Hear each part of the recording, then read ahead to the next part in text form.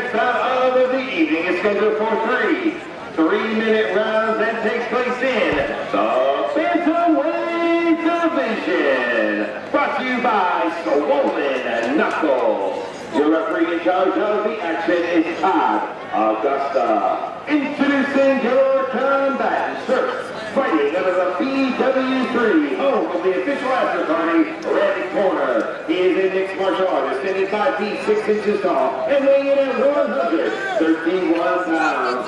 In 2 bouts, he is undefeated inside the cage with a record of 2-0. Representing Team Fury, he hails from Zanesville, Ohio. Please welcome Colt Gross.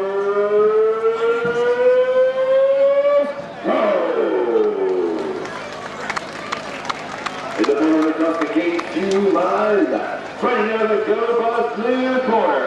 A freestyle fighter standing 5 feet 10 inches tall and weighing in at 132.5 pounds. This is his 11th MMA bout. Representing Team Chaos, he hails from the capital city of Columbus, Ohio. Please welcome Sensei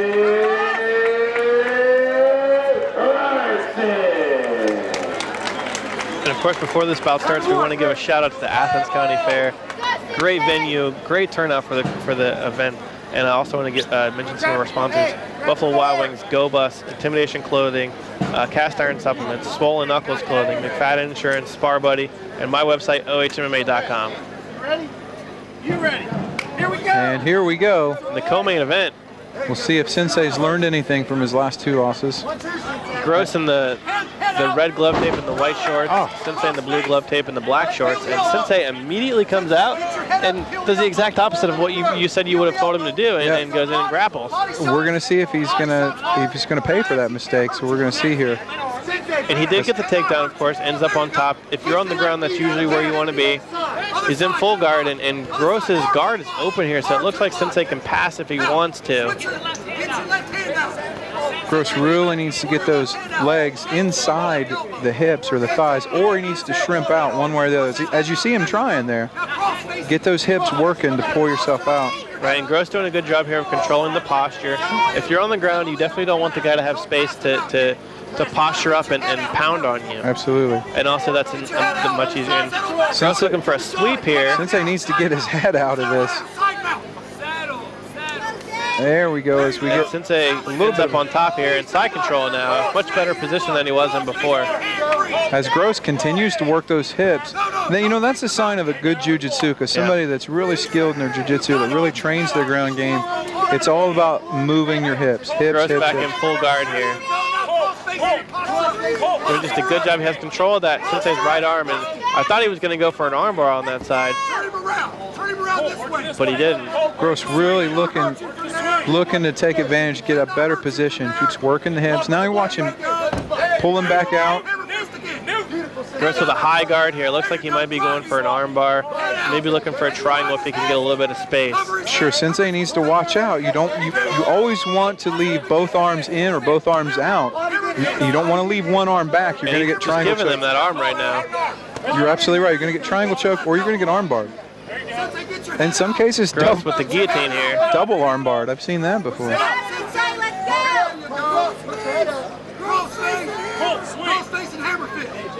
And Sensei in this position, I'd like to see him be a little bit more aggressive in the guard. Maybe try to get up on his knees higher, even maybe get up on his feet and kind of stack Gross in his own guard. I agree with that. If you're going to play in guard, just be more aggressive in it. There you go, see? Stands up. Throwing big punches from the top and landed 2 big power punches. That's the easiest way to get power on your punches is by creating space when you're on top. Absolutely, as Colt Gross looks to utilize the sweep there and get those hips out as he's trying to get out from underneath Sensei Robertson. Yeah, Sensei now starting to land some shots on top as Gross looks to get out of there, but then that high guard pulls guard again. Back, almost a transition back onto his feet. Sensei picked him up there for a second, and it looked like Gross was going to go to his feet, but then pulled guard again into that guillotine. And it looks like that might be how we end the round. And you're absolutely right. a good first round there. I mean, you got to give that to Sensei. Top position in MMA usually is a sign of winning the round. He did a good job of just picking his spots, getting space, posturing, doing a good job, throwing punches. He didn't really look for any submissions in that round. Gross did off of his back a little bit, but is that how you would score it as well? I absolutely would. I agree with you. You know, you mentioned that Sensei did the opposite of what I said his corner would do, but that's the fight game. You know, you never know. It's an evolving game plan. I will say this, I'm actually really impressed with Sensei Robertson.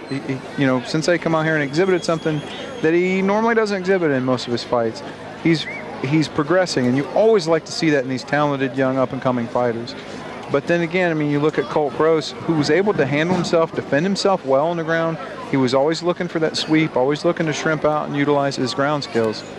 But now they know what's up. That's right. He didn't take a lot of punishment in that round, but he did take a little bit, enough for Sensei to definitely win that round on the judges' scorecard. And you see Matt Anderson in the corner of Sensei Robertson here. And if you were in the corner of Sensei Robertson, what would you tell him? Would you tell him, you know, more of the same, got 2 more rounds to go of this, or would you tell him to switch up the game plan? Well, I tell him to mix it up a little bit, but he needs to be, you mentioned, be more aggressive in the guard, and that's what he has to do on the ground. He has to be a little bit more assertive. Towards the end of the round, stood up, stacked him, created an opportunity for strikes, raining down. That's what he needs to do, not be so content and be compliant to just rest in the guard. Because that affords your opponent, you know, Dave, that affords your opponent to recalculate. It lets them recoup, and it gives them the opportunity to look for submission. Right, especially for a guy who seems to be as active as Colt Gross is on the bottom. He doesn't really seem to be, you know, too out of position when he's on the bottom. He's not really out of his comfort zone, it didn't look like. Sensei throwing a big kind of Superman punch there. Again, big hip toss. Back to the ground. Nice, and already in full mount. And you see the experience factor playing in here. Sensei looks for the arm. Looking for the arm, and also has the triangle here. Triangle position. Needs to pull down his left leg over. It looks like he has this cinched in tight. He needs to get Colt Gross's right arm over to the left side of his body, and it looks like he can probably finish this. As Colt looks to stack him up and use that classic defense, pushing his weight forward, hoping he can pull his arm out, which looks he's loose, and there he is.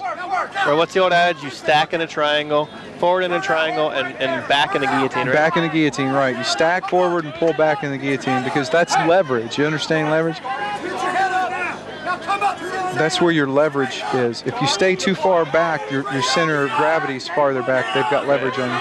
Gross with a front headlock position here. And he looks like he might have this Darce choke. Brawled out in a Darce, and that's it. And Sensei taps. Wow, just out of nowhere, almost in a scramble. He just caught that Darce choke and forced Sensei Robertson to tap. And the crazy thing is, Sensei was controlling the rest of that entire fight and just ended up, you know, getting tapped. You know, and you mentioned it earlier, the reason why I said I would, if I was Sensei's camp, tell him to come out and be aggressive, strike, strike, strike, is for that reason right there. I mean, you get a young man in Colt Gross who's won his last 2 fights by submission, and David looked good doing it. So there's a big difference when you get a guy that wins submission and just catches something that's lucky and catches something, right? And a guy that actually goes out there and executes and catches something because he sets it up. Right. And that's what Colt Gross is able to do so well, is set things up like that. And that seems to have been the Achilles heel for Sensei in his entire career. You know, almost all of his fights have ended via submission, but unfortunately he's been on the losing side of a lot of those. So yeah, and right, you're absolutely right. It's unfortunate because he's got a lot of heart. He's a very spirited young man. He's got you know, a modicum amount of talent. If he could just, you know, the question is at this point for Sensei Robertson, is he going to grind it out and continue to learn, or is he going to go and drop out and go the way of the dinosaur and become extinct? You know, that's a real test of will for a fighter. You know, that's what you learn about yourself. You learn. Even in defeat, you learn about yourself. So I'm sure we'll see Sensei Robertson bounce back, and he'll be at another 2 or 3 or 4, 10 shows. Who knows? Ladies and gentlemen, we have the time. 1 minute, 6 seconds of round number 2. Your winner by tap out to Anaconda choke and strudel. Undefeated inside the cage. Colt Gross. Very disappointing loss for Sensei Robertson, Team Chaos tonight. All right, ladies and gentlemen, with your winner, Colt Gross. First of all, congratulations, 3-0. Your first two victories came by submission in the first round. This went one extra round for you. You still got another victory by submission.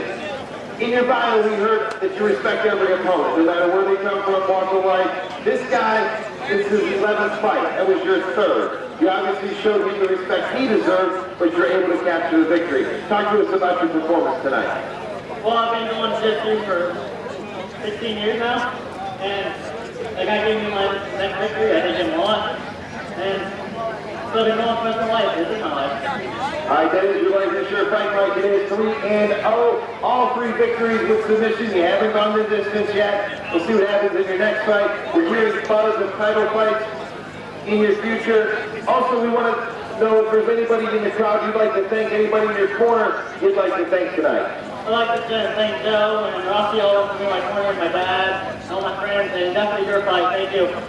All right, ladies and gentlemen, another round of applause for tonight's co-main event winner, Colt Gross, 3-0 from Team Fury in St.